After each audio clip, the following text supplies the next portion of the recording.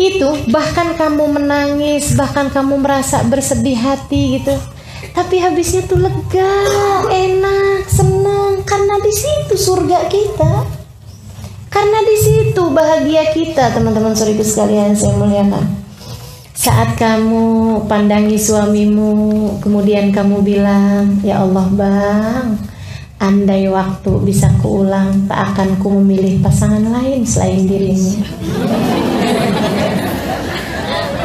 Teman-teman saudaraku sekalian, kamu ngomongnya senang, suami dengernya senang, kan begitu ya? Betul apa enggak? Cara hidup yang bahagia, cara hidup yang tidak sia-sia ini Allah menuliskannya dalam Al-Quran. Satu surat khusus diawali oleh Allah Subhanahu wa ta'ala dengan sumpah, menyatakan bahwa inilah keadaan kalian. Kata Allah Subhanahu wa ta'ala, wal 'asr, demi masa, demi masa, demi waktu. Waktu apa ya Allah? Nih kalian hidup di atas muka bumi ini kan menghadapi waktu nih kalian semuanya. Nah, terhadap waktu-waktu ini Allah Subhanahu wa ta'ala kasih tahu, innal insana lafi khusr. Semua manusia hidupnya sia-sia. Semua manusia hidupnya rugi. Semua manusia lelahnya nggak berarti. Semua manusia mereka jadi nggak punya nilai apa-apa, kata Allah. Kebanyakan hidup manusia nih nggak ada artinya, rugi, begitu ya, nggak bermakna, lelah mereka nggak ada artinya apa-apa. Allah kemudian kasih tahu, kecuali kalau kamu bisa nempuh ini, kata Allah, ini jalan bahagia kalian, jalan senang kalian, biar kalian nggak mudah lelah. Apa itu ya Allah? Illal ladzina amanu wa amilus shalihat wa tawasau bil haq wa tawasau bis sabr. 3 hal kalau kalian lakukan menjadikan kalian menjadi bermakna hidupnya, bahagia hidup kalian di dunia sebelum akhirat, hingga kalian mendapatkan seindah-indah kebahagiaan nanti di hari akhirat. Dan teman-teman sekalian, 3 hal ini kalau kau mengerjakannya, kalau engkau memilikinya, maka akan membuatmu tidak mudah lelah, karena kamu menjadi lillah. Gimana itu 3 hal tersebut? Yang pertama, illal ladzina amanu. Kedua, wa amilus sholihat. Ketiga, tawasau bil haqqi wa tawasau bis sabr. 3 hal tersebut. Teman-teman sekalian saya muliakan, yang pertama beriman. Beriman. Jangan pernah lupa sama Allah. Jangan pernah lupa sama Allah. Kalau Allah yang menjadi tempat tujuanmu, kalau Allah yang menjadi satu-satunya tujuanmu, kamu tidak akan mudah lelah, teman-teman sekalian. Dan saya mendapati orang-orang yang seperti itu nggak mudah lelah, karena mereka lillah, karena mereka imannya luar biasa pada Allah Subhanahu wa ta'ala. Saya punya guru namanya Hubabah Nur Abdul Habib Muhammad Al-Haddad. Ini orang yang saya lihat dalam hidupnya paling sedikit waktu tidurnya. Beliau itu, teman-teman sekalian, tidurnya dalam 1 hari 1 malam hanya sekitar 2 jaman aja. Saya banyak mendampingi beliau, terutama ketika beliau datang ke Indonesia berdakwah. Jadi saya cerita ini bukan sebagai dongeng atau katanya. Saya melihatnya dengan mata kepala saya sendiri, teman-teman sekalian. Gitu. Beliau mengajar, beliau berdakwah. Kalau di negerinya, beliau menjamu tamunya. Tadi pagi ada yang sarapan di sini 200 orang. Dan itu beliau turun di dapur masak. Habis selesai masak semuanya buat 200 tamu. Kita sih mau ngundang 200-an tamu rencananya dari sebulan sebelumnya. Itu pun kagak pakai masak, ngorder catering padahal. Dan kita habis itu istirahatnya seminggu. Masya Allah. Beliau teman-teman sekalian, habis selesai masak rapi-rapi kemudian ngajar, ngisi majelis. Habis selesai itu beliau kemudian pulang, baca dzikir, baca ini, nemuin tamu. Wah, Masya Allah, Masya Allah. Ngurusin anak. Anaknya berapa banyak? 10 orang. 10-10-nya. Beliau melahirkan dengan normal. Beliau melahirkan, mendidik mereka dengan sebenar-benarnya pendidikan. Beliau susuin, beliau urusin semuanya. Ya Allah, ya Allah, Masya Allah. Nggak ada capek-capeknya gitu. Saya ngeliatnya, ya ampun, subhanallah nih orang. Saya membayangkan, tiap saya lihat beliau, teman-teman sekalian, saya membayangkan ini malaikat rokib nggak selesai-selesai nih, nyatetin amal ibadahnya beliau gitu. Dari ini habis selesai ini lagi, habis selesai ini lagi, belum dzikir belum, ya Masya Allah, Masya Allah. Sementara kita nih kira-kira antara rokib sama atid.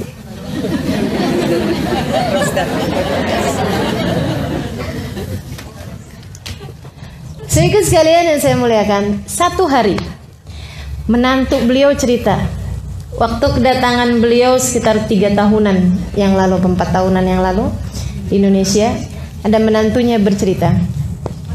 Dia bilang, ya Allah, perjalanan ini bikin saya tahu siapa Umi, maksudnya siapa ibu mertuanya itu.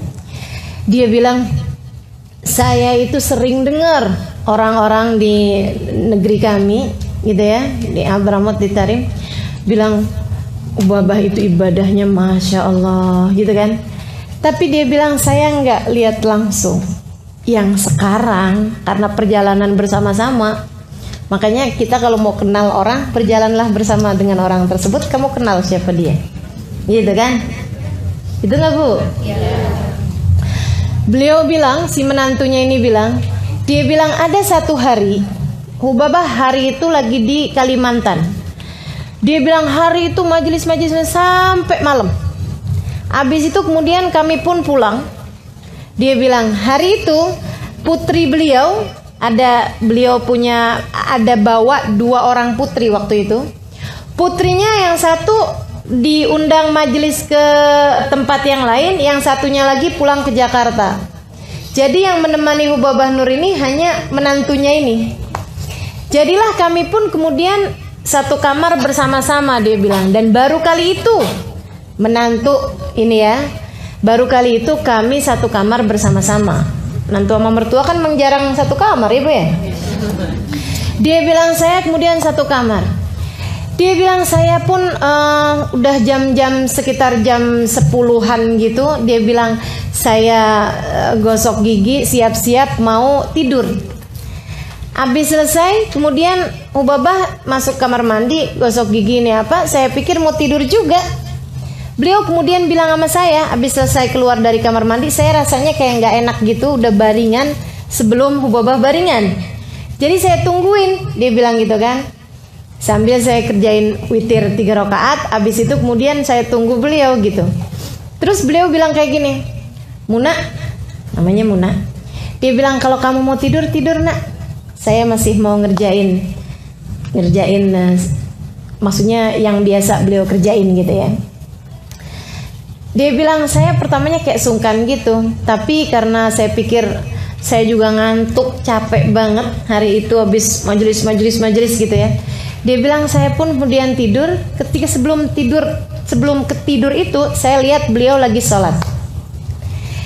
Dia bilang saya bangun entah jam berapa, saya lihat Hubabah tuh belum ada juga di samping.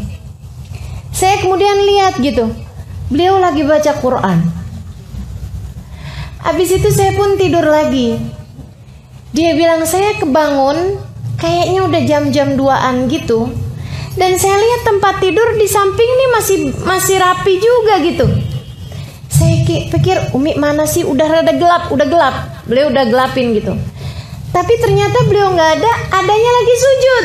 Maksudnya nggak lagi baringan di sofa atau apa, tapi masih lagi mengerjakan sholat, masih dengan mukenanya juga lagi sujud. Dia bilang, saya pun kemudian tidur lagi yang capek banget gitu ya. Abis itu saya dibangunin, yuk Muna kita sholat subuh nak.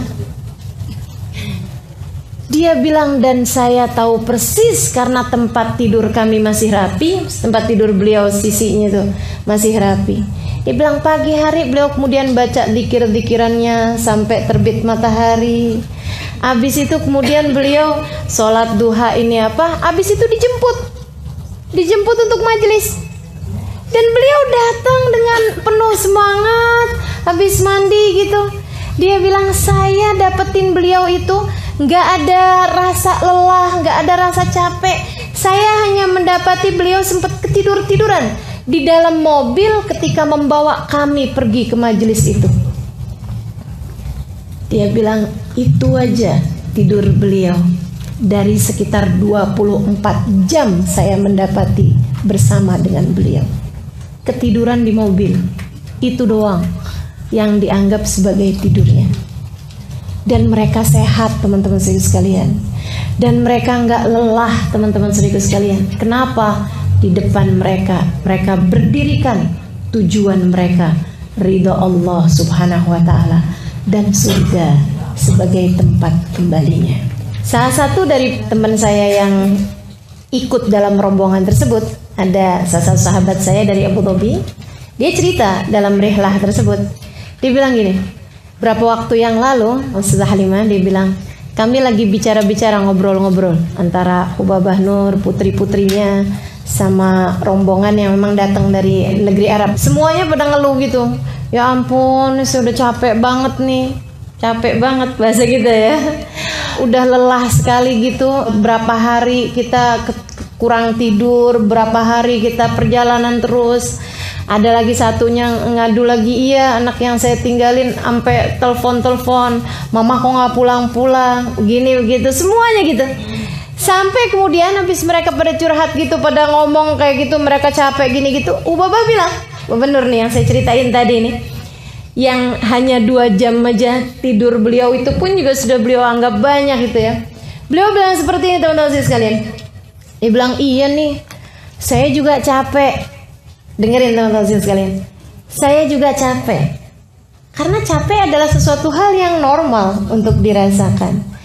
Dia bilang, saya juga capek. Terus si ini, anaknya beliau yang paling kecil, tadi telepon katanya gitu. Dia bilang, mama nih gak pulang-pulang, Umi nih gak pulang-pulang, kapan dong Umi pulang? Gitu. Dia bilang, saya juga pengen pulang, maksudnya pengen cepet ketemu juga sama dia gitu. Saya kangen sama dia, kata Hubabah. Normal sekali teman-teman sekalian. Sebagai manusia berasa rindu, sebagai manusia berasa lelah. Beliau bilang, tapi saya juga kalau di rumah, maksudnya di Tarim, dia bilang saya juga capek. Dan semua orang juga tahu itu. Jamu tamu, sampai tamunya nggak habis-habis teman-teman sekalian. Punya pondok pesantren, mengajar di pondok pesantren tersebut, mengisi kajian-kajian di seluruh kota Tarim dan sekitarnya. Dan bersama dengan itu ibadahnya, zikirnya, Qur'annya nggak pernah selesai-selesai. Anaknya 10, kebayang. Suaminya ulama, kebayang. Kayak apa lelahnya gitu. Beliau bilang, tapi saya juga di mana-mana juga capek. Saya pulang ke rumah pun saya juga capek. Ya udah nggak apa-apa deh. Nih, ini poin nih. Nggak apa-apa deh, saya capek-capek di dunia. Ntar saya mau istirahat kalau udah masuk dalam kuburan. Saya akan istirahat kalau saya sudah masuk dalam kuburan. Kata teman saya yang cerita ini, yang dari Abu Dhabi ini, dia bilang, saya sering dengar istilah lelah-lelahlah kamu di dunia, nanti biar di hari akhirat kamu istirahat. Saya sering dengar istilah itu. Tapi ketika itu diucapkan oleh seseorang yang kami tahu beliau telah menjadikan hidupnya untuk Allah Subhanahu wa Ta'ala, berlelah-lelah tanpa ada henti-hentinya, tanpa ada istirahatnya, tanpa ada pikniknya, tanpa ada kayak ya itulah gitu ya. Dia bilang itu menjadi sesuatu yang tampak real. Itu menjadi sesuatu yang bukan kalimat ngawang-ngawang di angkasa, akan tetapi sesuatu yang memang benar-benar menjadi tujuan. Teman-teman saudariku sekalian saya muliakan, kamu jika memiliki alladzina amanu illalladzina amanu, jika imanmu kepada Allah Subhanahu wa Ta'ala kuat, memberdirikan hari kematianmu di depan mata, menjadikan Allah sebagai satu-satunya tempat tujuan, teman-teman saudariku sekalian, penatmu menjadi ringan kamu rasa, lelahmu menjadi mudah untuk menyerah. Lelahnya yang nyerah, bukan kitanya yang nyerah sama lelah, tapi lelahnya yang nyerah. Wah, ini gak bisa digangguin nih, gak bisa digangguin sama lelah. Setannya nyerah, nih kayaknya nggak bisa digodain sama capek nih. Dia nggak mudah lelah, teman-teman sekalian, karena mereka menjadikan hidupnya lillah. Kamu tidak akan mudah lelah kalau kamu jadikan hidupmu lillah. Jadikan hidup untuk Allah Subhanahu wa Ta'ala. Nyari ridhonya Allah. Teman-teman saudariku sekalian saya muliakan, kata Nabi Muhammad SAW, tidaklah seseorang merasa lebih rugi dibandingkan dari waktu-waktu yang terlewat di atas muka bumi ini tanpa mendekatkan dirinya kepada Allah. Artinya bahwa hal yang paling akan kita sesali nanti di hari akhirat adalah kalau kita tidak berlelah-lelah di atas muka bumi ini untuk menjadikan hidup kita buat Allah Subhanahu wa Ta'ala. Tapi kalau kamu buat hidupmu di atas muka bumi ini, apapun yang kita punya buat Allah Subhanahu wa Ta'ala, insya Allah kita nggak akan nyesel nantinya di hari akhir. Jadi nggak apa-apa, teman-teman sekalian, berlelah-lelahlah biar kita nggak nyesel nanti di akhirat. Nggak apa-apa, harus ada capek-capeknya hidup di dunia, gitu ya, biar nanti di hari akhirat kita nggak dicapekkan dengan hisab, dengan azab, dengan neraka, dengan segala kegaduhan-kegaduhan di hari akhirat nanti. Teman-teman sekalian, yuk kita berbuat di dunia ini agar nanti di dalam kuburan kita sungguh-sungguh dapat beristirahat dengan tenang.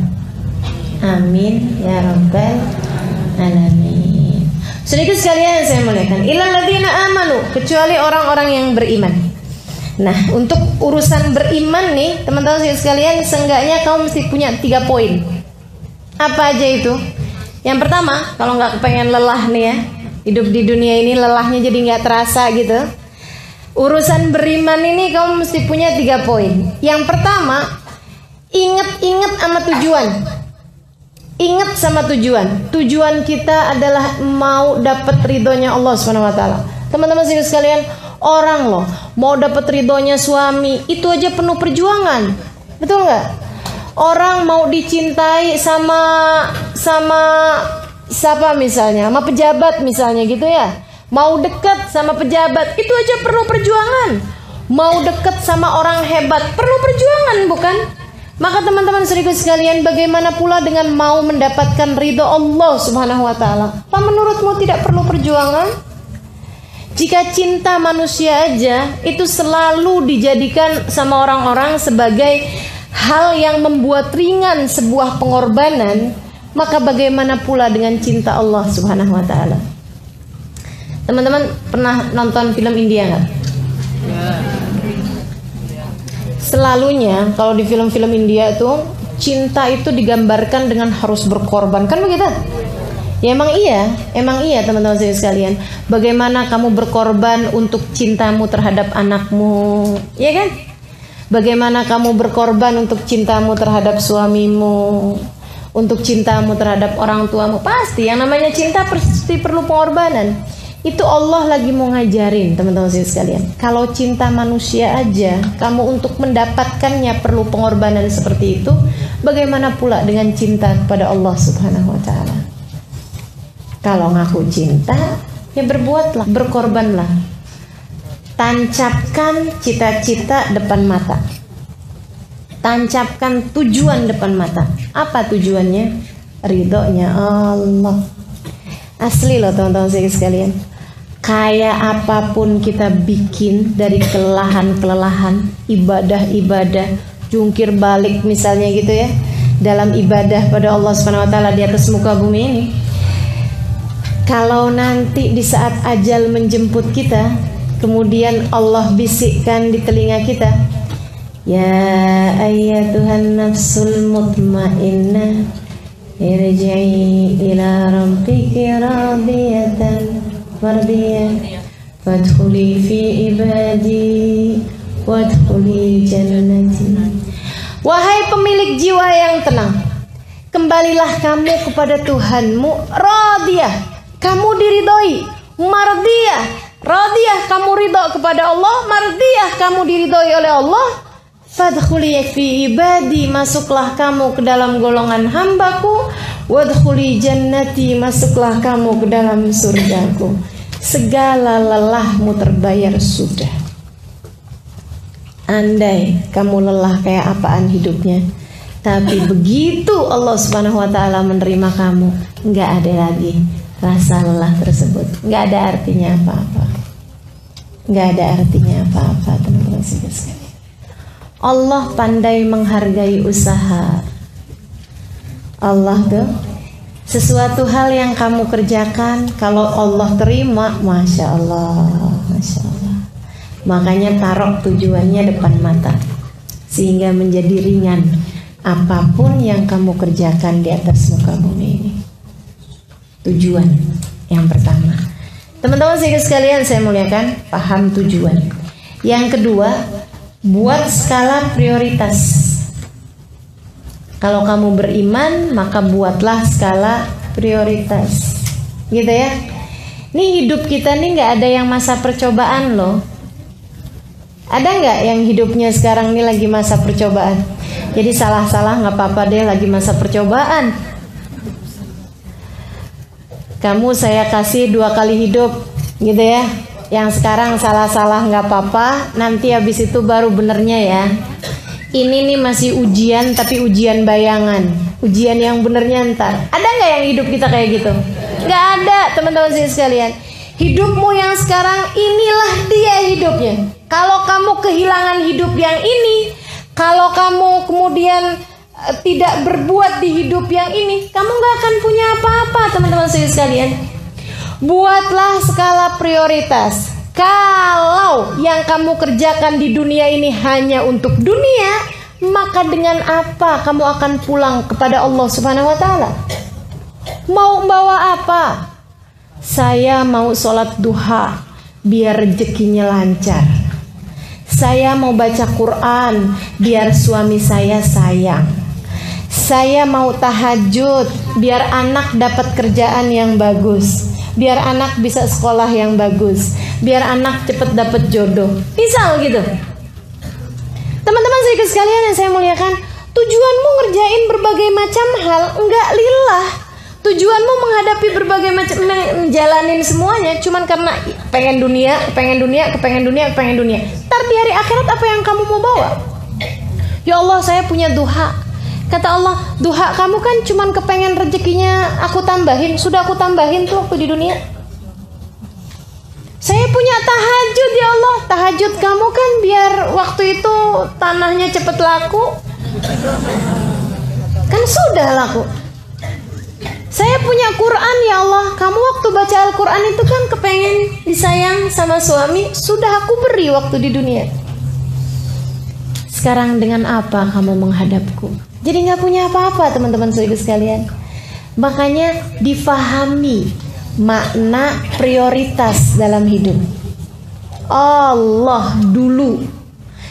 Man wajadallah faman ladhi yafqiduh. Katanya seorang ulama, siapa dia mendapati Allah, dia merasa kehilangan dari apa? Orang kalau dapat Allah, dapat segalanya. Wa man lam yajidillah fa ayyu syai'in yajid. Dan orang yang kehilangan Allah, nggak dapat Allah SWT dalam hidupnya, apa yang dia dapat? Nggak dapat apa-apa. Walaupun kamu kaya, walaupun kamu berpendidikan, walaupun kamu cantik, walaupun kamu disayang sama suami, walaupun kamu dicinta sama anak-anak, walaupun kamu jadi pejabat, walaupun kamu jadi apa aja, selagi Allah murka padamu, kamu tidak ada artinya apa-apa. Pahami prioritas teman-teman saudaraku sekalian. Allah Subhanahu wa Ta'ala adalah prioritas kita. Kita kalau paham prioritasnya, insya Allah jadi nggak mudah lelah, saudariku sekalian.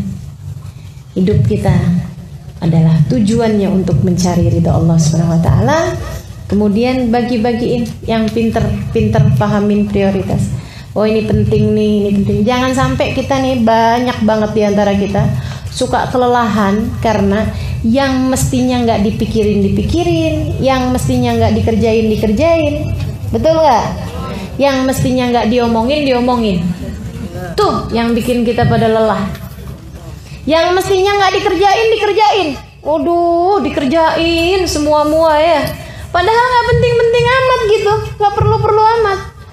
Contohnya nih, yang nggak mestinya dikerjain, tonton TV, apalagi gosip, apalagi tuh ya. Ya Allah, bahas urusan artis bercerai sampai segitunya.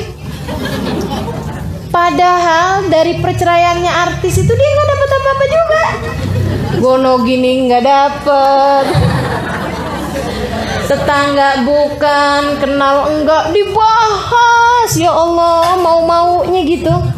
Masya Allah, capek akhirnya.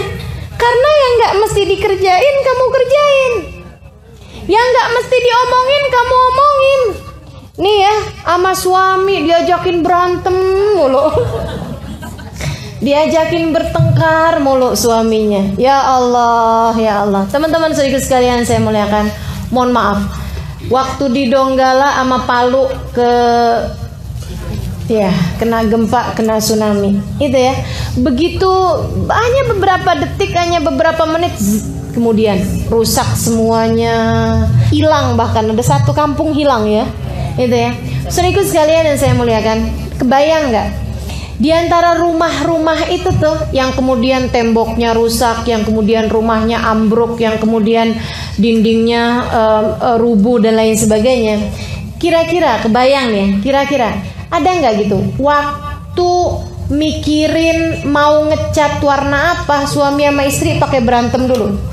Ada nggak kira-kira? Ada pasti. Sama kita. Kita tuh mau nentuin warnanya dinding aja lo pakai berantem. Maka warna yang ini jangan dong, itu kan nggak pantas. Masa sih kamar kita warnanya pink? Kata suami kita. Kan jadi ceria gitu bang. Ya Allah, urusan warna aja berantem, mau milih apa aja bertengkar, mau ini aja bertengkar. Masya Allah, kita tahu bahwa ternyata nggak ada artinya apa-apa. Kalau Allah mau hancurin berhabis, dan kemudian kita datang di hari akhirat bawa apa, teman-teman saudariku sekalian? Maka pahami makna prioritas. Jangan segala-gala yang nggak perlu dikerjain. Jangan segala-gala yang gak perlu diomongin. Jangan segala-gala yang gak perlu dipikirin. Itu membuatmu jadi cepat lelah. Orang urusannya orang sekampung kamu pikirin semua. Lurah bukan. Ya capek bu. Masya Allah. Pahami makna prioritas. Yang harus kamu kerjakan, kamu kerjakan. Nggak ada yang mewakili, misalnya gitu ya. Kan nggak ada yang mewakili nih. Kayak mohon maaf, kayak kita kalau kebelet mau kamar mandi kan nggak bisa diwakilkan. Iya kan? Nah, itu pekerjaan-pekerjaan yang nggak bisa diwakilkan harus kita kerjakan. Jadikan prioritas gitu. Teman-teman sekalian yang saya muliakan, ada dulu sepasang suami istri lagi jalan. Terus kemudian udah kawin lama nih, bangsa 10 tahun gitu ya kawin. Lagi jalan-jalan. 10 tahun belum lama ya. Kalau pernikahannya betah 10 tahun belum lama. Tapi kalau pernikahannya nggak betah 10 tahun tuh dah. Ya Allah, luar biasa. Teman-teman sekalian, suatu ketika suami istri ini lagi jalan-jalan di taman. Di sebuah malam ada bintang-bintang cakep gitu. Lagi jalan gitu kemudian kedengeran suara kuek kuek kuek kuek. Si istri bilang, wah ada ayam. Suaminya bilang, itu bukan ayam sayang, itu bebek. Kata istrinya, ayam kok? Ini istri-istri ini kan suka ngeyel. Kata suaminya, itu bebek sayang. Ayam, itu bebek. Kalau ayam tuh suaranya nggak gitu. Ayam tuh bunyinya petok petok petok petok. Atau kalau nggak kuruyuk gitu, itu baru ayam. Kalau yang kayak tadi tuh itu namanya bebek. Ayam, kata istrinya.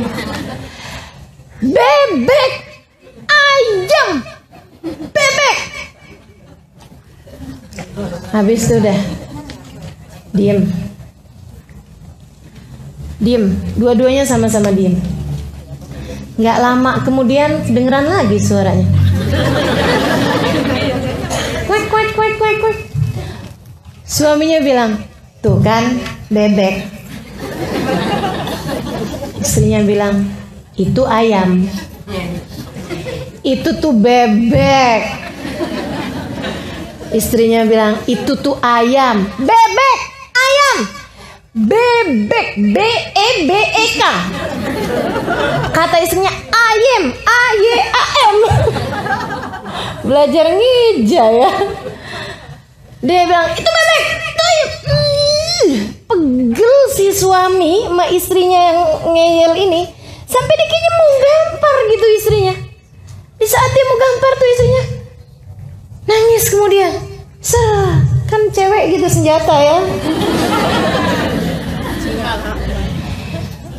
Suaminya ketika ngelihat istrinya nangis, dia mau gampar, dia ingat kenapa dia dulu menikahi perempuan ini. Dia ingat di rumah sana ada anak-anaknya, hasil buah cinta mereka berdua. Teman-teman sekalian, ingat ada begitu banyak hal di belakang.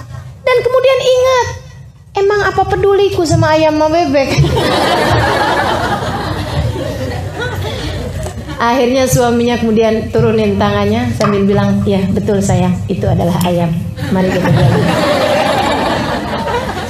Ada berapa banyak hidup kita di atas muka bumi ini kelamaan ngurusin ayam sama bebek. Coba diingat-ingat teman-teman sekalian. Coba diingat-ingat. Dari perbincangan kita dari pagi sampai malam, itu yang kira-kiranya penting, yang kira-kiranya memang harus diomongin, sama yang gak seharusnya diomongin, banyakkan mana coba? Dari sini kita tahu kenapa kita lelah. Kebanyakan ngomongin yang gak perlu diomongin. Kebanyakan ngurusin yang gak perlu diurusin. Kebanyakan mikirin yang gak perlu dipikirin.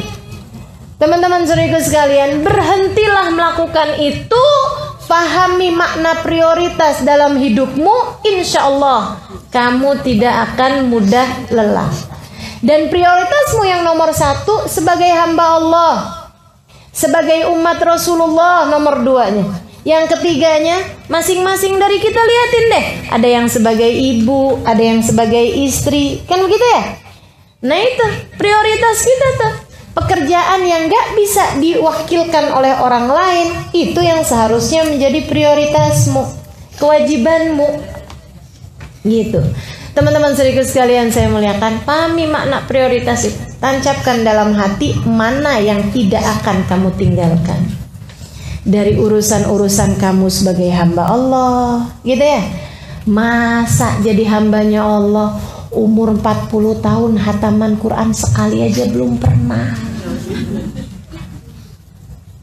Masa jadi hambanya Allah dalam setahun gak ada hatam sekalipun Al-Qurannya. Masa sebagai hamba Allah SWT sampai umur segini gak pernah tahu nikmatnya tahajud, gak pernah bisa istiqomah ngerjain sunnah. Teman-teman saudariku sekalian, hidup yang mana yang akan kemudian kau bawa menuju akhirat nanti? Jika kemudian hidupmu yang sekarang selalu kamu gunakan hanya untuk melakukan yang tidak sebenarnya kamu perlukan. Agar hidupmu tidak lelah, pahami skala prioritas. Mesti cari tahu yang mana yang prioritas dalam hidup kita. Gitu teman-teman sekalian. Nah, buat pahami makna prioritas ini, kamu mesti ngerjain yang ketiganya. Ya. Manajemen waktunya tuh mesti diatur teman-teman sekalian. Manajemen waktunya mesti diatur. Gimana sih caranya ngatur manajemen waktu? Nih ya, ada dulu seorang dosen mau ngajarin manajemen waktu sama mahasiswa-mahasiswinya. Dia bawa di kelas itu batu, kerikil, pasir, air. Dia kemudian menuhi satu ember itu, dipenuhin semuanya sama air. Ketika kemudian semua ember itu isinya dipenuhi dengan air, bisa nggak muat pasir? Nggak bisa muat kan? Bisa nggak kerikil dimasukin di situ? Udah penuh, nggak bisa. Tumpah airnya. Bisa nggak masukin apalagi batu? Nggak bisa. Kalau misalnya di ember itu dimasukinnya pasir. Habis dimasukin pasir penuh, bisa nggak dimasukin air? Bisa. Tapi bisa nggak dimasukin kerikil? Nggak bisa. Dia bilang, gimana caranya biar semuanya ini bisa muat? Gini dia bilang, yang pertama kali dimasukin mesti batunya. Yang besar-besar, batu yang besar tuh masukin dulu ke ember itu. Set. Habis itu kemudian masukin batu yang kecil-kecil. Masuk tuh batu yang kecil-kecil. Selah-selahnya kemudian masukin pasir. Habis itu kemudian masukin air. Semuanya bisa masuk ke situ. Ini waktu kita tuh kayak gitu. Teman-teman sekalian. Tuh ember tuh waktu yang Allah SWT siapkan modal bagi kita. Yang batu-batu itu, teman-teman saudaraku sekalian, kewajibanmu kepada Allah. Kewajibanmu sebagai hambanya Allah, kewajibanmu sebagai siapapun dirimu di atas muka bumi ini. Wajib makan, kan begitu ya? Iya kan? Gak bisa diwakilin. Bisa gak diwakilin? Tolong dong kamu makannya banyakan ya, saya belum sarapan soalnya. Gak bisa, teman-teman sekalian. Makanya itu jadi prioritas gitu. Harus sholat, kita hamba Allah kok. Kan begitu ya? Jangan sampai gara-gara urusan-urusan yang lain sholat sampai gak keburu. Ini kamu gak paham makna prioritas namanya. Begitu kan ya? Sebagai seorang istri misalnya, ada kewajiban kita terhadap suami yang harus kita laksanakan, gak bisa diwakilin sama orang lain. Mohon maaf, urusan tempat tidur gak bisa kita wakilin orang lain. Kan gitu ya? Bang, saya lagi capek nih, sama yang lain aja ya. Ya, nggak kena gitu. Nah itu prioritas namanya teman-teman saudaraku sekalian. Masukkan itu sebagai batu-batu besar dalam kehidupan kita.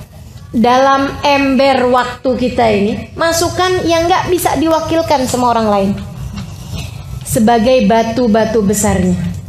Habis gitu kemudian masukkan yang batu-batu kerikil-kerikilnya, keperluan kita, kebutuhan kita. Meskipun itu adalah sesuatu hal yang gak wajib, tapi sunnah, gitu ya. Perkara-perkara yang sunnah-sunnah. Kita mau sholatnya dengan berjamaah, kan gitu. Kita mau pakai tambahan, ada duha di waktu pagi, ada witir di waktu malam, kan begitu.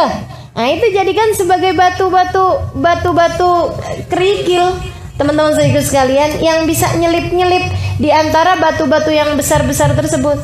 Nggak bisa juga kita kerjakan yang sunnah tapi yang fardu ditinggalkan. Ya itu ya. Sepanjang malam tahajud, giliran jam 3:30 malah ngantuk.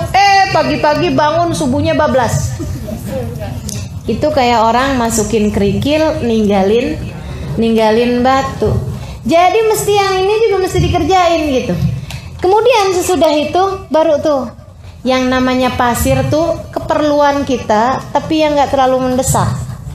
Teman-teman sekaligus sekalian, pasirnya masih bisa diwakil-wakilin sama orang lain, biarin dia nyelip-nyelip aja, gitu kan ya? Masak contohnya, kan masih bisa diwakilin orang lain, betul nggak? Kita masih bisa beli makanannya kalau nggak keburu, gitu loh.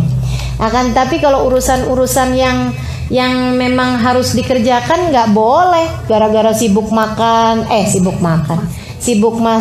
sampai kemudian nggak duha, itu kan sayang gitu ya. Masukin yang sunnah, misalnya dalam sehari harus ada baca Qur'annya, dalam sehari harus ada sedekahnya, dalam sehari harus ada, itu kita bikin skala prioritas, yang mana yang kamu mau jadikan batu, yang mana yang kamu mau jadikan kerikil, dan yang mana yang kamu jadikan pasir. Teman-teman sekaligus sekalian, kebutuhan belanja misalnya, gitu kan ya. Nah itu tuh kebutuhan yang kamu anggap sebagai pasir-pasirnya, jangan sampai ngabisin semuanya. Baru kemudian yang air, hiburan kita, jadikan airnya aja teman-teman sekaligus sekalian. Dia bakalan nyelip-nyelip kok gitu. Kayak misalnya arisan, kayak misalnya buka media sosial, iya kan ya? Bermedia sosial itu termasuk apaan tuh? Air, teman-teman sekalian. Dia bakalan nyelip-nyelip. Kamu di kendaraan, di mobil, iseng buka media sosial, kan begitu? Kalau kemudian terus aja di situ, sampai segala yang sunnah nggak dikerjain, sampai segala rumah berantakannya kayak apaan, begitu kan ya? Suaminya ngeliatin, ya ampun, jam 10 pagi, jam 10 siang, mandi belum. Rumah berantakan, masak kagak, pegang HP aja. Wah, ada berita baru nih bang. Kenapa? Kirain berita penting apa sampai nggak mandi gitu ya? Temen saya bang, si Eno bang, bercerai sama lakinya. Ya Allah. Inna lillahi wa inna ilaihi raji'un. Pahami? Jadi kita tahu mana yang prioritas, mana yang bukan. Gitu teman-teman sekalian. Biar nggak banyak salah-salahnya nih kita ngerjain hidup. Dan yang terakhir dari keimanan ini ya, mesti kita harus bahas amal sama tawasau bil haq, sama tawasau bis sabr. Yang terakhir nih, ini saya sering ditanya, Ustazah itu, ada seorang teman saya bilang gini, Ustazah tuh ngajar di majelis kami 13 tahun. Dia bilang dari 13 tahun itu Ustazah nggak pernah sekalipun bolos karena sakit.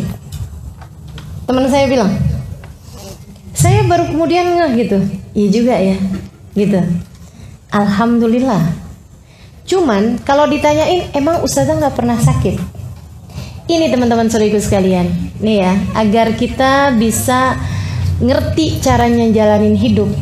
Yang ketiga nih, bagian dari keimananmu kepada Allah Subhanahu wa Ta'ala, bagian dari caramu mengatur cara berpikir nih, Allah kamu jadikan sebagai tujuan. Yang nomor 1 tadi kan ya. Kemudian yang kedua, pahami makna prioritas, maksudnya yang mana yang mesti kita duluin, yang mana yang boleh kita jadikan selingan dan sebagainya. Yang ketiga, teman-teman saudaraku sekalian, jangan biarkan rasamu mengalahkan fakta. Jangan biarkan rasa mengalahkan fakta. Apa tuh? Nih, coba ya. Ada banyak istri-istri yang kemudian udah gak sanggup lagi ngadepin suaminya. Dia lupa fakta bahwa suaminya adalah suaminya hanya karena rasa cemburu misalnya. itu dia dikalahkan. Rasanya mengalahkan fakta. Saya, ketika faktanya saya harus mengajar, saya udah janji mau datang ke Jogja, gitu kan ya? Itu adalah fakta. Faktanya adalah bahwa di jadwal saya tertulis Jogja. Saya akan berusaha untuk rasa apapun jangan mengalahkan terhadap fakta ini. Maka saya sampaikan kepada kawan yang bertanya itu, saya bilang saya bukan berarti nggak pernah sakit, akan tapi saya tidak biarkan rasa sakit mengalahkan kewajiban saya untuk mengajar. Jadi nggak masalah bagi saya mengajar dalam keadaan sakit. Nggak mengapa bagi saya mengajar dalam keadaan sumpek. Nggak mengapa bagi saya mengajar dalam keadaan kesel. Nggak apa-apa, asal jangan kelihatan itu bagi yang mendengarkan. Kan begitu? Saya tidak mau rasa tersebut mengalahkan fakta, teman-teman saudaraku sekalian. Berapa banyak di antara kita ini yang jadi kecapean sendiri karena urusan rasa. Karena saudariku sekalian yang saya muliakan, yang kebanyakan kelelahan lah, sakit lah, apa segala macam, itu bukan karena kelelahan badan loh, tapi kelelahan perasaan, kelelahan pikiran. Oh ibu-ibu nih coba perhatiin, kalau lagi suasana hati dilanda cemburu sama suami, coba ibu ingat-ingat bisanya ngapain? Nah itu, masak nggak bisa, bersih-bersih nggak bisa, tidur yang jadi istirahat aja nggak bisa, makan nggak enak, katanya gitu ya, atau malah makan mulu. Masya Allah bu, betapa mudahnya perasaanmu mengalahkan rasamu. Jangan biarin, biar kamu tidak mudah lelah, teman-teman saudara itu sekalian. Kamu lagi berasa capek, anak datang, mah liatin deh mah hasil kerjaan saya. Nah itu teman-teman saudariku sekalian, rasamu jangan mengalahkan fakta bahwa anak datang minta perhatian. Kan begitu ya?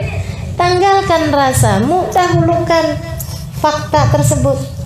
Oh iya, coba sini mama lihat. Bagus nak gambarnya. Gitu teman-teman saya sekalian. Gak apa-apa gitu. Saya sering kok ngajar dalam keadaan sakit. Saya sering kok ngajar dalam keadaan sakit kepala.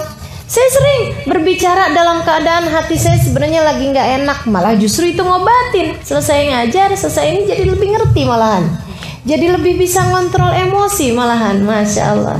Jadi jangan biarkan fakta yang ada mengalahkan perasaan. Ingat-ingat itu teman-teman saudariku sekalian.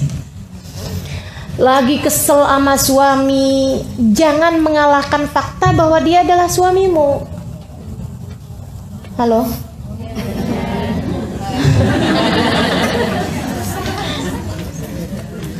Rasa itu bisa dihilangin, fakta nggak bisa dihilangin.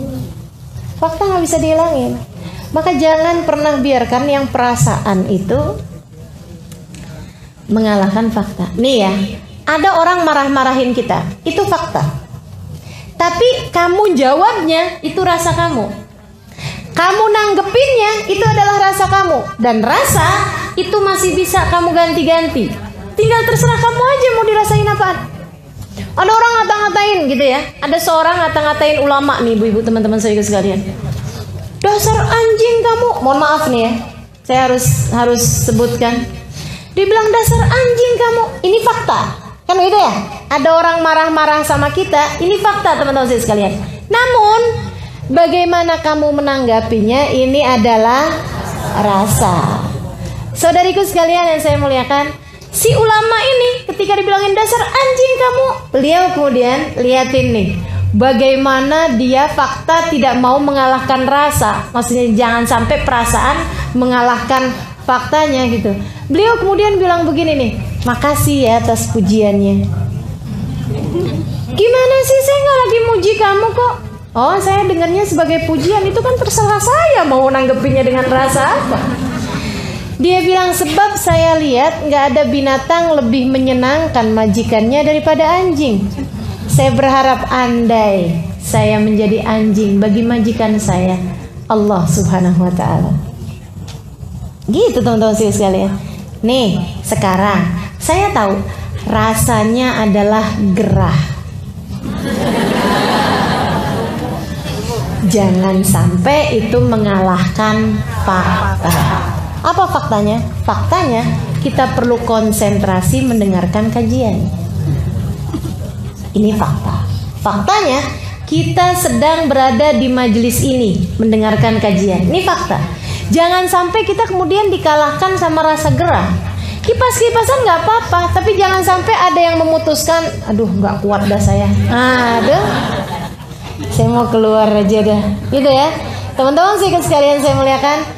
Kalau bicara tentang rasa, antara duduk diam mendengarkan dalam keadaan gerah dengan duduk sambil berbicara, kira-kira gerahan siapa? Jangan biarkan rasa mengalahkan untuk membuatmu tidak lelah. Berpikirnya seperti itu teman-teman saudaraku sekalian. Biar banyak benernya kita dalam hidup nih, ya. Baik, saudaraku sekalian saya muliakan, illalladzina amanu, iman kepada Allah Subhanahu wa taala jangan pernah mengalahkan perasaan-perasaanmu. Berpikir tentang tujuan, jangan sampai kamu mau dikalahkan dengan keadaan apapun. Fahami yang mana yang prioritas dalam hidup sebagai penghambaanmu kepada Allah Subhanahu wa taala, teman-teman sekalian. Itu. Kemudian yang kedua, katanya Allah Subhanahu wa taala dalam Al-Qur'an, wa amilus sholihat. Orang yang hidupnya tidak sia-sia, orang yang hidupnya bermakna adalah mereka-mereka yang selalu amilus sholihat.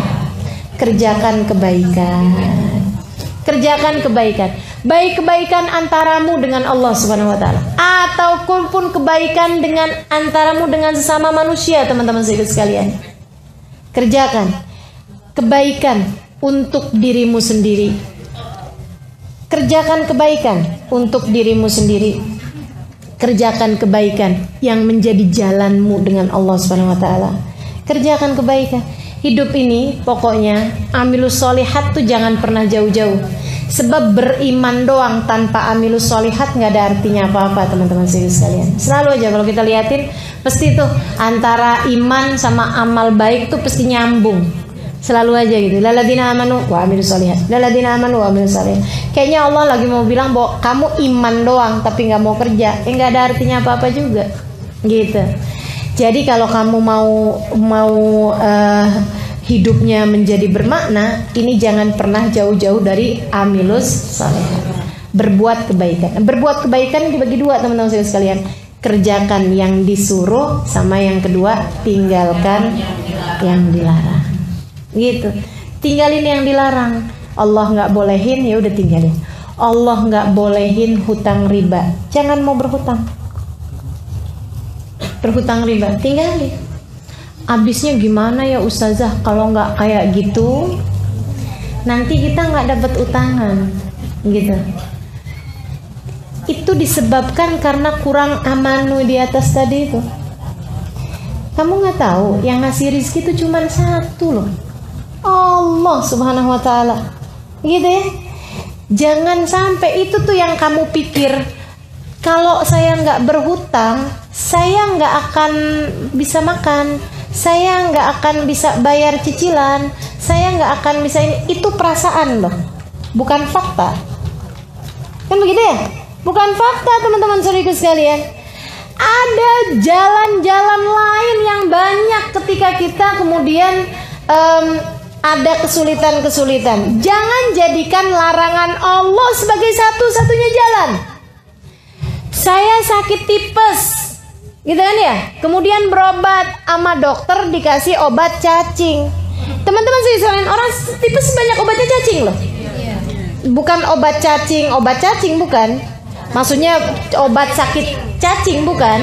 Akan tetapi cacing ditumbuk dibikin obat gitu. Itu obatnya sakit tipes. Terkenal itu ya. Bahkan sirup-sirup itu juga terdiri dari cacing juga untuk sakit tipes itu. Teman-teman saudariku sekalian yang saya muliakan, nah ini, apakah itu benar-benar bisa ngobatin? Iya betul. Akan tetapi selain daripada itu, yang dilarang, katanya Nabi Muhammad SAW, kami tidak, Allah Subhanahu Wa Taala tidak menciptakan obat dari sesuatu yang najis. Artinya bahwa selain daripada obat yang najis tersebut, pasti ada obat yang suci. Jadi kamu jangan berobat dengan sesuatu hal yang najis. Soalnya kalau nggak berobat sama ini kita nggak sembuh-sembuh. Siapa bilang? Yang ngasih sembuh cuman satu, namanya Allah. Jangan pernah menjadikan sesuatu yang haram sebagai pilihan dalam hidup. Jangan pernah jadikan sesuatu yang haram sebagai pilihan dalam hidup. Saya kerja nih, tapi di perusahaan nggak bolehin saya pakai jilbab. Gimana nih? Ya udah, habisnya mau gimana lagi? Ya udah deh, terpaksa. Nggak ada ceritanya, teman-teman sekalian. Nggak ada ceritanya. Jadi gimana dong kalau kayak begitu? Ya itu tadi, jangan pernah jadikan sesuatu yang haram sebagai pilihan. Yang ngasih rezeki Allah Subhanahu Wa Taala. Yang ngasih sembuh Allah Subhanahu Wa Taala. Satu hari saya kena tipes, nih ya, satu hari saya sakit tipes. Dan itu benar-benar karena memang waktu itu, subhanallah juga, waktu itu saya nggak ada majelis, tapi ada bepergian untuk satu acara yang saya tidak mengisi. Jadi nggak wajib datang sebenarnya. Ya, acara itu akan dilaksanakan ada atau tidak ada saya gitu ya. Mau menghadiri satu acara gitu kan. Tapi nggak berbicara karena memang acaranya acara laki-laki besar begitu kan ya. Saya cuma datang untuk ikut hadir aja. Saudara sekalian, saya kemudian sakit tipes. Saya bilang sama dokter yang salah satu dari jamaah saya juga. Saya bilang, Bu dokter, saya jangan dikasih obat cacing ya. Kata dokternya, iya Ustazah, tapi biasanya rada lamaan nih Ustazah kalau nggak pakai cacing itu. Saya bilang, nggak apa-apa Bu dokter, saya nggak jadi soal berapa lama saya sakit, tapi yang pasti saya nggak mau berobat dengan yang najis. Baik Ustazah. Dikasihlah sama dia pil-pil yang memang nggak mengandung cacing. Saya tanya sama dokter itu, dok, ini sakit tipes biasanya berapa lama? Paling cepat 5 hari Ustazah. Paling cepat 5 hari. Tapi karena Ustazah nggak pakai cacing ya, saya nggak tahu berapa lama bisa sembuhnya. Saya bilang, saya rasa 3 hari. Kenapa gitu Ustazah? Saya bilang karena waktu yang saya nggak ngajar 3 hari. 3 hari kemudian, hari keempat saya sudah kembali mengajar teman-teman saudara sekalian.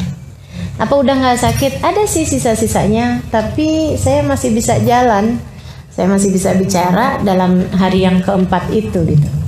Kenapa teman-teman saudara sekalian? Saya tidak membiarkan itu tadi ya, rasa mengalahkan fakta. Selagi saya masih bisa berdiri, masih bisa berbicara, saya akan melakukan apa yang seharusnya jadi kewajiban saya. Itu ya.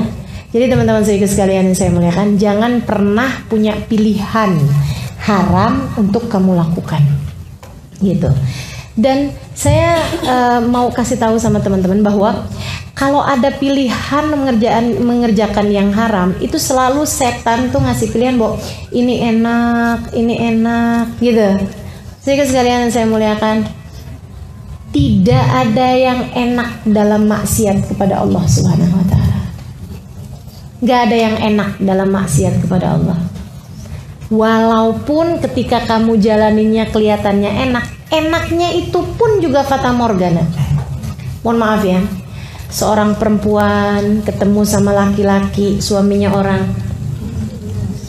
Dia sendiri mungkin punya suami juga, tapi dia ngerasanya kayak yang ini kayaknya nggak asik suami saya, suka sibuk-sibuk sendiri. Dia kemudian ketemu sama laki-laki lain, begitu ya, ngobrol-ngobrol, manja-manja, gini gitu, berasanya kayak enak. Berapa lama dia berasa senangnya?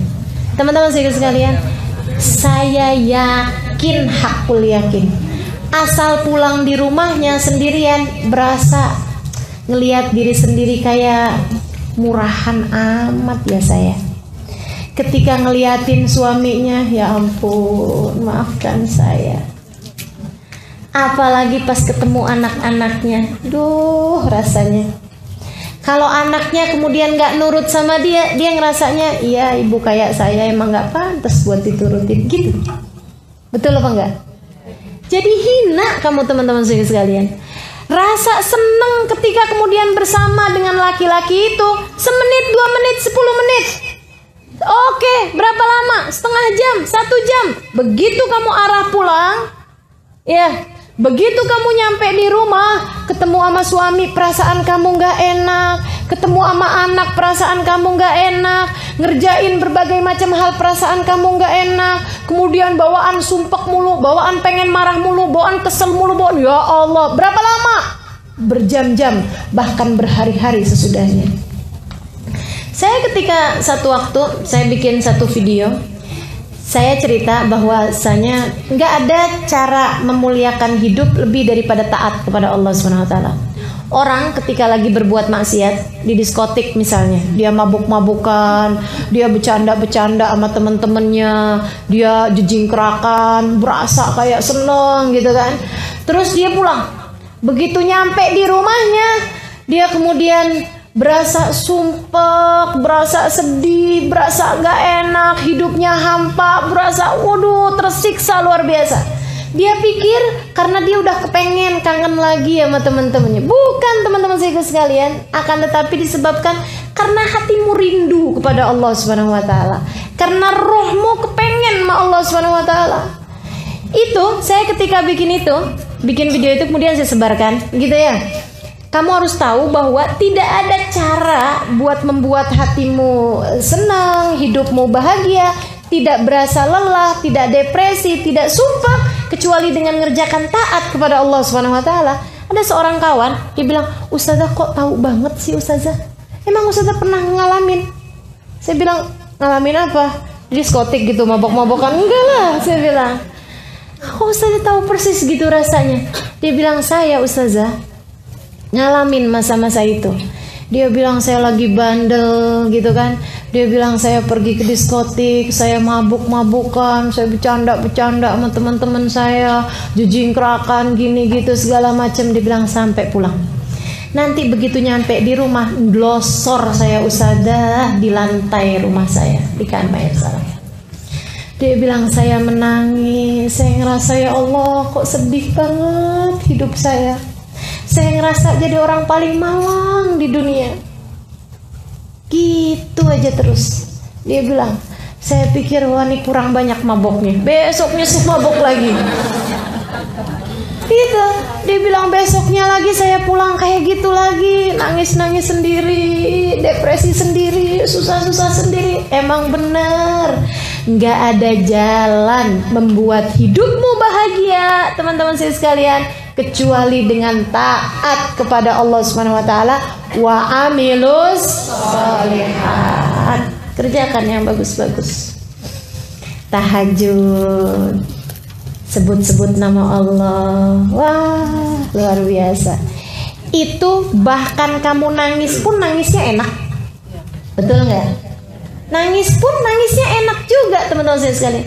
Kamu berdoa manggil nama Allah, ya Allah, lihatin saya apa ya Allah, lihatin saya Allah, nih hambamu yang satu ini nggak ngerti caranya jalanin hidup kalau engkau tidak mengajarkannya padaku.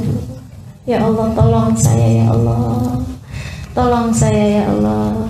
Teman-teman saudariku sekalian yang saya muliakan, nangis bahkan kamu merasa bersedih hati gitu, tapi habisnya tuh lega, enak, senang, karena di situ surga kita. Karena di situ bahagia kita, teman-teman saudariku sekalian saya muliakan. Saat kamu pandangi suamimu, kemudian kamu bilang, ya Allah Bang, andai waktu bisa kuulang, tak akan ku memilih pasangan lain selain dirimu. Teman-teman saudariku sekalian, kamu ngomongnya senang, suami dengernya senang, kan begitu ya? Betul apa enggak? Coba bandingkan dengan kamu ketika kesel sama suami kamu, kemudian kamu bilang bahwa Saya tuh sepanjang kawin sama kamu nggak ada seneng-senengnya, tahu nggak sih? Yang mana yang surga, yang mana yang neraka? Kamu bisa bayangkan, saudariku sekalian yang saya muliakan. Jangan sampai setan atau orang-orang di luaran sana itu memberikan kepadamu surga yang padahal sejatinya neraka. Atau sebaliknya, mereka tuh bilang bahwa itu neraka, padahal sebenarnya surga, teman-teman saudariku sekalian. Jangan sampai mengelabuimu itu.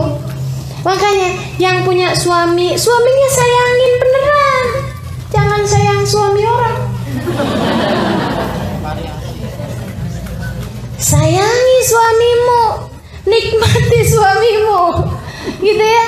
Udah diterima tuh. Yang nggak punya suami, nikmati kebebasanmu.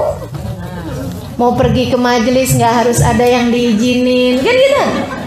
Bener apa enggak? Surga apa bukan? Surga, teman-teman saya sekalian. Jadi nyari surgamu masing-masing. Yang memang beneran surga, nah itu dia tuh. Amilus solihat, gitu. Jangan pernah jadikan perkara yang haram sebagai pilihan.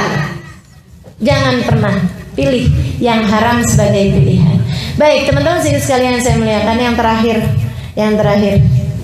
Oh ya, sebelum saya ke yang watawasau bil haq tawasau bis sabr ini ya. Teman-teman sekalian, amilus solihat. Beneran, orang yang menjadikan hidupnya buat Allah dan dia mengerjakan kebaikan-kebaikan, itu udah kayak di surga sebelum surga loh. Saya Ramadan yang lalu melaksanakan ibadah umroh. Di antara orang yang saya berkunjung ke salah satu dari guru saya, semoga beliau menerima saya sebagai muridnya, Habib Zain bin Smith di kota Madinah. Beliau adalah ulama terkemuka, teman-teman saya sekalian, ilmunya kayak lautan, gitu ya.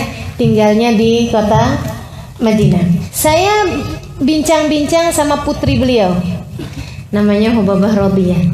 Saya tanya, gimana kabarnya Habib Zain? Dia bilang, Habib Zain, Halimah, Habib Zain, dia ada dalam surganya sendiri. Beliau kemudian cerita, saya tuh Halimah, kalau lagi sama Abah, sama Walid, dia bilang, kalau saya lagi sama Abah nih di rumah sini. Jadi beliau punya rumah sendiri, udah punya anak, bahkan udah punya cucu, anaknya Habib Zain ini ya. Rumahnya beberapa rumah aja dari situ, jalan kaki dia dari rumahnya ke rumah Abahnya. Dia bilang, saya kalau lagi di rumah Abah rasanya kayak lagi di surga. Abah baca Quran, kita baca Quran bareng, kita baca sholawatan bareng, baca dzikir bareng, sholat berjamaah. Abah ngupas tafsirnya Quran, Abah bicara tentang hukumnya apa, gitu kan ya. Abah bicara tentang para nabi, cerita tentang orang soleh, cerita tentang para salaf, orang-orang yang terdahulu gitu ya, yang sudah meninggal dunia gitu, cerita tentang gurunya, cerita tentang, Masya Allah, kayak di surga. Dia bilang, semua kebaca, semua terlaksana, semua kebaikan-kebaikan semuanya. Dia bilang, nanti saya kalau nyampe pulang ke rumah, dia bilang, yang listrik mati lah, yang anak ngadu sakit lah, yang ini, saya kayak balik ke dunia gitu. Ya dari surga gitu ya, balik lagi, oh ternyata saya masih di dunia gitu. Dia bilang, nanti pas saya balik ke tempat Abah lagi, Allah kayak di surga. Masya Allah, zikir, ibadah.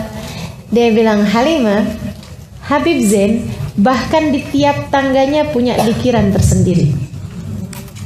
Jadi sekedar turun dari tangga itu udah punya dikiran-dikirannya, teman-teman saudara sekalian. Yang beliau menentukannya untuk diri beliau sendiri. Saya setiap turun tangga dikirnya ini, saya setiap jalan dari situ ke situ dikirnya ini, saya setiap punya semuanya. Masya Allah, teman-teman saudara sekalian. Dan mereka adalah orang-orang yang paling bahagia hidupnya di dunia ini. Hamba-hamba Allah yang tidak pernah putus dari wa'amilus.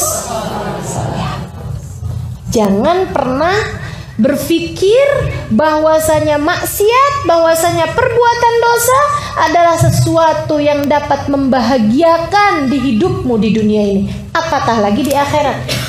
Kalau di akhirat mah jelas kita udah tahu gitu ya, dosa bawa neraka, taat bawa surga. Tapi saudaraku sekalian, dari di dunia ini taatmu membawa bahagia dan dosamu membawa sengsara, membawa derita.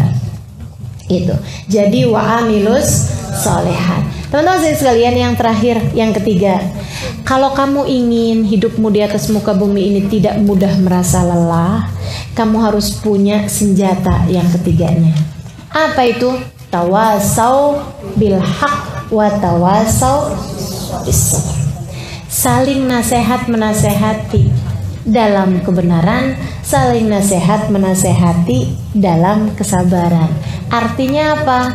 Namanya juga saling, artinya jangan pernah sendiri. Kalau kamu pengen ringan, gitu ya teman-teman sekalian, harus saling menguatkan. Kalau kamu mau ringan perjalananmu di atas muka bumi ini, harus saling mengingatkan, harus saling meringankan. Makanya kemudian yang ketiga ini bolehlah kalau kita sebut sebagai ukhuwah. Kalau kamu mau hidupmu itu menjadi hidup yang bermakna, hidup yang bahagia, milikilah orang-orang di sekitarmu yang dapat membawamu kepada jalan Allah Subhanahu wa ta'ala. Harus ada orang di sekitarmu dan dirimu sendiri yang bisa tawasau bil haq wa tawasau bis sabr. Teman-teman saudariku sekalian yang saya muliakan, saya pernah dengar istilah seperti ini. Kalau kamu mau berjalan cepat, berjalanlah sendirian.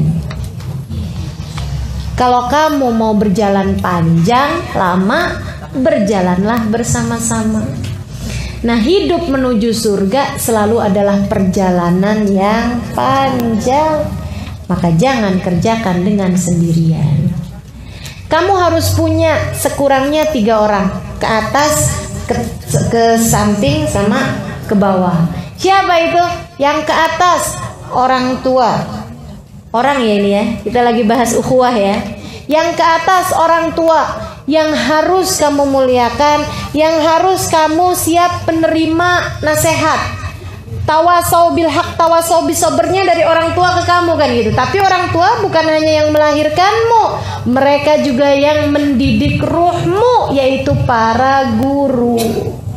Hidup ini kalau mau ringan, kalau mau nggak mudah lelah, kamu harus punya seseorang yang dapat memberitahumu. Kamu harus begini, kamu harus begitu. Kalau nggak, nyari jalan sendiri susah. Bener nggak? Teman-teman sekalian, apalagi kalau kemudian datang ke sana dikasih taunya beda, datang ke sana dikasih taunya beda, ya capek hidupnya. Nggak jalan-jalan kamu, nggak jalan-jalan kita, saudariku sekalian. Kalau kemudian kita terbawa arus gitu ya, tidak menemukan orang yang bisa membawamu menuju kepada jalan Allah Subhanahu wa ta'ala. Sehingga sekalian saya muliakan, datang ke pengajian sana dikasih tahu sholawatan yang banyak, sholawatan tuh berkah. Datang ke pengajian satunya lagi, nggak boleh sholawatan, itu bid'ah. Apa nggak capek hidupnya? Capek. Ini yang mana ya? Habis pergi ke sana pulang-pulang sholawatan, habis pergi ke sana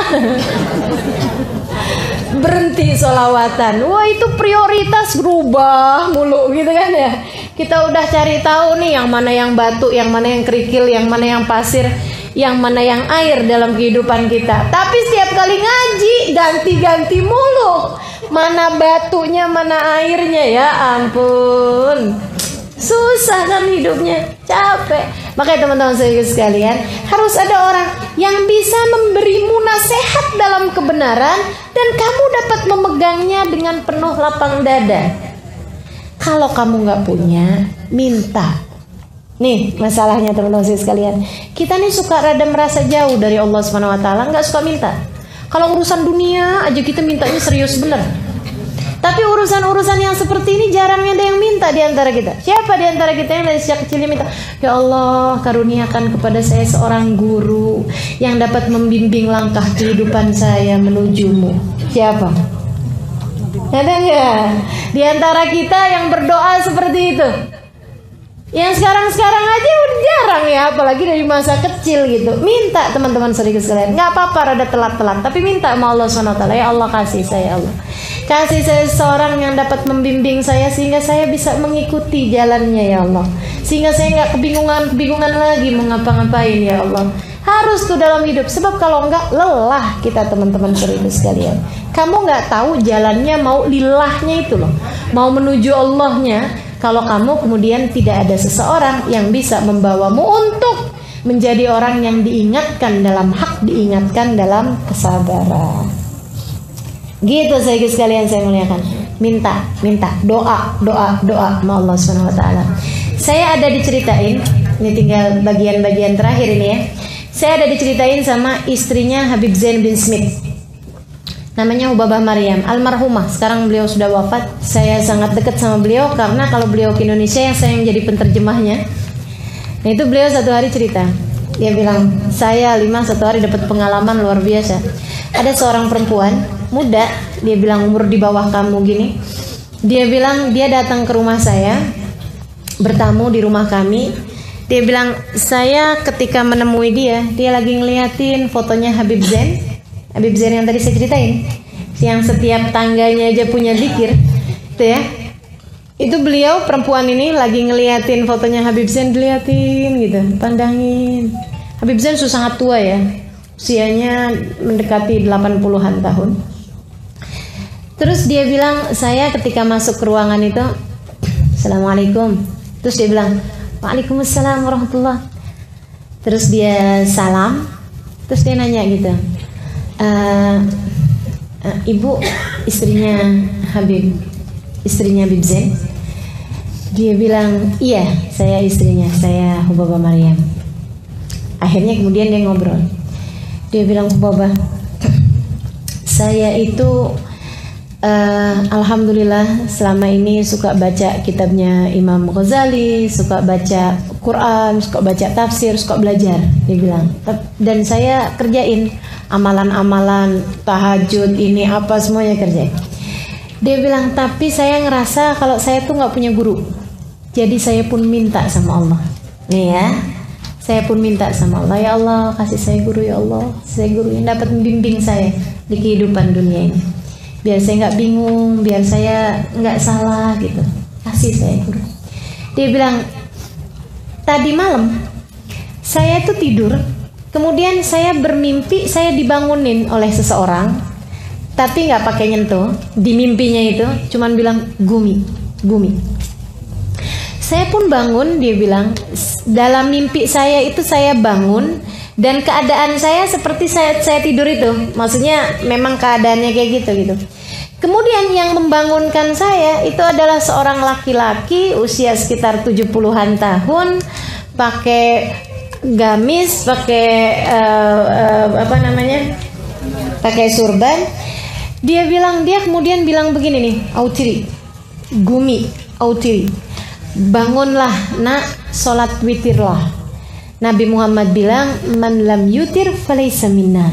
Siapa yang gak witir, dia bukan termasuk dari kelompok kita. Bangun ayo witir, gitu. Saya kemudian ngerasa bahwa ini adalah ijabah doa saya, bahwa Allah memberikan kepada saya guru. Jadi saya pun nanya gitu sama beliau dalam mimpi saya, siapakah gerangan dirimu ini? Maksudnya man antum gitu loh, siapa engkau gitu. Dia kemudian menjawab, ana Zain bin Smith. Saya adalah Zain bin Smith. Teman-teman sekalian, dia bilang saya kebangun dan saya ngerasa senang banget, alhamdulillah Allah saya kasih guru dalam hidup. Saya buru-buru wudhu, saya kemudian sholat witir. Dia bilang abis itu kemudian pagi-pagi saya googling, baru-baru aja ya berapa tahun yang lalu. Saya googling itu Zain bin Smith siapa sih gitu. Saya tulis namanya gitu, Zain bin Smith. Saya mau tahu gitu, itu orang abad kapan, ulama kapan. Ternyata ketika saya lihat, taulah saya bahwa beliau adalah masih hidup, dan taulah saya bahwa beliau tinggalnya di Madinah, Saya cari tahu alamatnya Hubabah. Pagi ini saya datang ke rumah ini untuk datang kepada Hubabah dan untuk datang kepada Habib Zain. Terimalah kami sebagai muridmu. Jadi teman-teman sekalian, mintalah kepada Allah guru yang membimbing dalam kehidupanmu itu, biar kamu nggak bingung-bingung, biar kamu nggak lelah. Saudariku sekalian saya muliakan. Dan Allah belum tentu kemudian memberikan kepadamu guru di dunia, maksudnya guru yang masih hidup. Bisa jadi juga kalau dijabah sama Allah SWT, Allah langsung membimbingmu, bisa. Tapi tidak kemudian menjadikan, nih ya, bahayanya orang kalau nggak punya guru.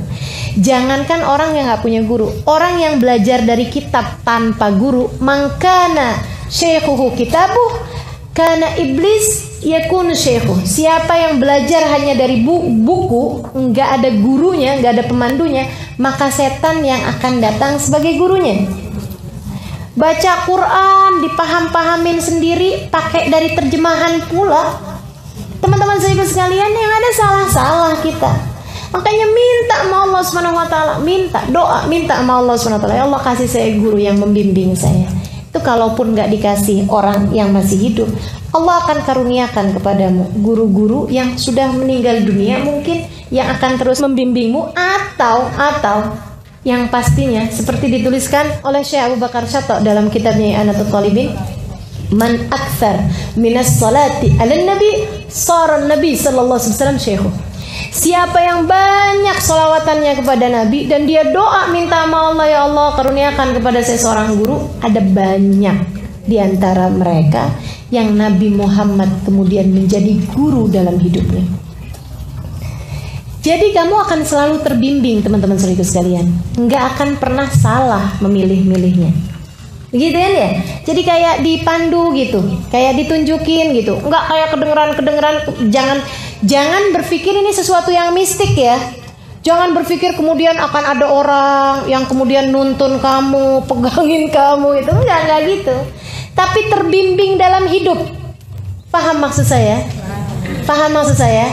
Terbimbing dalam hidup teman-teman sekalian. Ada banyak di antara kita yang kalau lagi dalam keadaan gelisah, dalam keadaan kacau hidup kita, misalnya kita kemudian dimimpiin sama nenek kita, kakek kita, dikasih tahu, misalnya gitu. Ada nggak? Ada pasti teman-teman sekalian. Nah ini bahwa ada banyak di antara para kekasih-kasih Allah, bahkan mungkin nabi-nabinya Allah SWT, yang meskipun mereka sudah tidak ada di atas muka bumi ini, dapat menjadi semacam mentor, dapat menjadi semacam pembimbing bagi orang-orang yang hidup di atas muka bumi ini. Ala kulli hal, kalaupun tidak seperti itu, orang yang selalu minta kepada Allah SWT pastilah akan diijabah. Allah SWT akan tunjukkan kepadamu dengan sendirinya siapa yang seharusnya kamu dengarkan, siapa yang seharusnya tidak perlu kamu dengarkan. Karena teman-teman sekalian, kalau kita buka YouTube misalnya, itu ucapan-ucapan para ulama-ulama kan bisa saling berbeda-beda banget. Bener gak? Menanggapi kasus-kasus yang terjadi aja bisa yang satu di ujung, yang satu di ujung. Terhadap misalnya, mohon maaf, pembakaran kalimat la ilaha illallah yang ada dalam bendera, kan begitu ya? Itu bisa yang satu berpendapatnya, yang satu bisa berpendapat sebaliknya teman-teman saudara sekalian. Maka begitu banyaknya hal yang membingungkan di atas muka bumi ini, kita akan semakin bingung kalau kita nggak punya guru. Minta sama Allah SWT, ya Allah kasih saya, Allah kasih saya. Kalau kita minta, insya Allah dikasih Allah SWT. Gitu ya. Tawasau bil haqqi, tawasau bisobr. Ke atas, milikilah guru. Ke samping, milikilah sahabat-sahabat yang membuatmu kalau bersama dengan mereka kamu jadi mudah mengerjakan ketaatan. Gitu ya. Cari orang-orang yang dekatmu sama mereka, bikin kamu jadi semakin baik. Karena nular, teman-teman saudaraku sekalian, asli berteman itu nular. Katanya Nabi Muhammad SAW, teman yang baik seperti pedagang minyak wangi.